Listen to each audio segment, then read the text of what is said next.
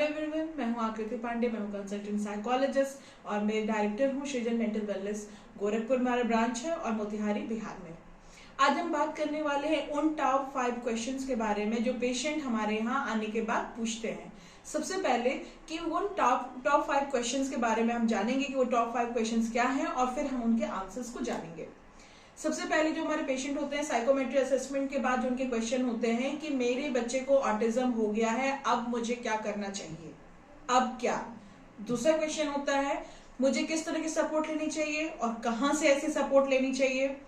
तीसरा क्वेश्चन होता है क्या ये इम्प्रूव करेंगे या ऐसे ही रह जाएंगे लाइफ लॉन्ग, क्या ये रिकवर कभी भी करेगा। फिर होती है कि मेरा बच्चा क्या बोलेगा। फिर होती है कि जब तमाम सॉल्यूशंस देने के बाद उनका अगला क्वेश्चन जो 5th और सबसे बिगेस्ट क्वेश्चन है कि क्या थेरेपी के बाद भी बच्चा ठीक होगा या एज इट इज बना रहेगा। तो हम अपना वीडियो आज का जो शुरू करते हैं वो सवाल नंबर 1 से कि क्या मेरे बच्चे को ऑटिज्म हो गया है, अब मुझे क्या करना चाहिए।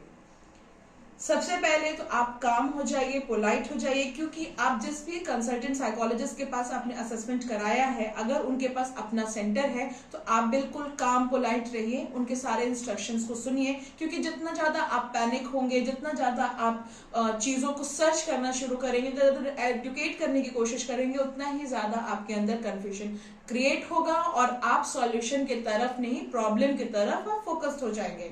तो सबसे पहला है आप काम हो जाइए, बिल्कुल पोलाइट, शांत हो जाइए। जो आपके एक्सपर्ट आपको सजेशन दे रहे हैं उसको आप फॉलो करने की कोशिश करिए और जितनी जल्दी आप फॉलो करेंगे उतनी जल्दी आपको सॉल्यूशन मिलेगा।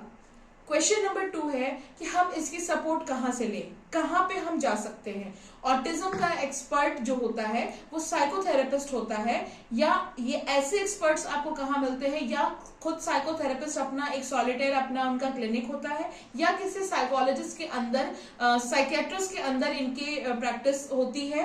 किसी साइकियाट्रिक क्लिनिक पर जो एक चाइल्ड डेवलपमेंट या रिहैबिलिटेशन सेंटर रन कर रहे हैं उनके अंदर आप जाकर के ये ट्रीटमेंट करा सकते हैं, या खुद कोई साइकोथेरेपिस्ट या साइकोलॉजिस्ट अपना कोई सेंटर इस तरह का रन कर रहा है तो वहां पर जाइए। इसके अलावा ये सेंटर्स कहीं पर भी रन जो कर रहे हैं उसको आपको प्रॉपर थेरेपी नहीं मिलेगी। तीसरा क्वेश्चन है कि क्या मेरा बच्चा बोलेगा कि नहीं। बच्चा बोलता है, आपको उसके लिए स्पीच थेरेपी की जरूरत नहीं है। साइको ट्रेनिंग से, उनके बिहेवियर मॉडिफिकेशन से, उनके कंसंट्रेशन प्रैक्टिस से, उनका पैटर्न ऑफ बिहेवियर को इम्प्रूव कराने के बाद ही आपके बच्चे में सॉल्यूशन आपको मिलने लगेगी। लेकिन सबसे पहला सवाल है कि आपका बच्चा बोलेगा कि नहीं।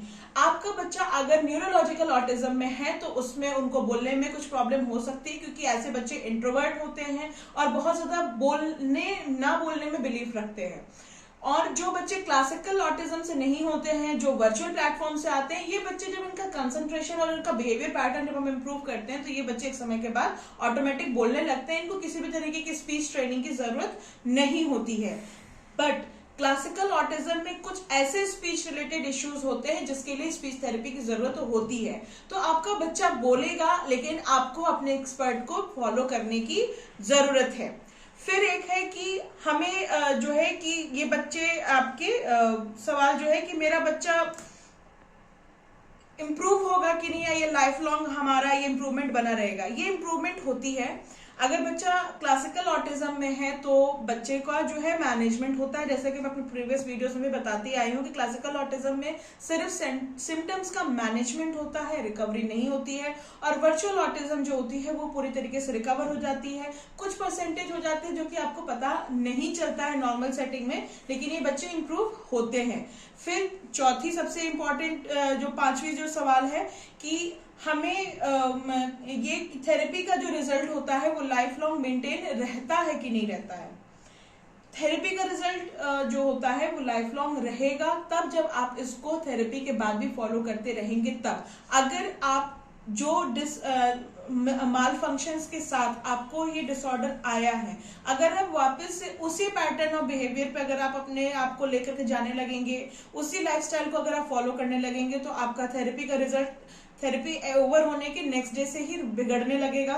लेकिन अगर आप उस चीज को अगर आप मेंटेन रखते हैं तो ये चीजें आपकी लाइफ लॉन्ग मेंटेन रहेंगी। आपको जरूरत है अपने पैटर्न को सुधारने के लिए, अपने बिहेवियर पैटर्न को सुधारने के लिए, जो मिस्टेक्स आपसे हुई हैं और जिस वजह से ये बिहेवियर आपके अंदर आया, आपके बच्चे के अंदर आया और ये जो प्रॉब्लम्स आपको फेस करनी पड़ी, तो ये आपको खुद को इम्प्रूव करने की, खुद को डिसिप्लिन रखने की जरूरत है। तभी आप अपने बच्चे को डिसिप्लिन करके रख पाएंगे और इस तरह के सॉल्यूशन के ऊपर आप आ पाएंगे और आपके बच्चे को कंप्लीट रेमेडी मिल पाएगी।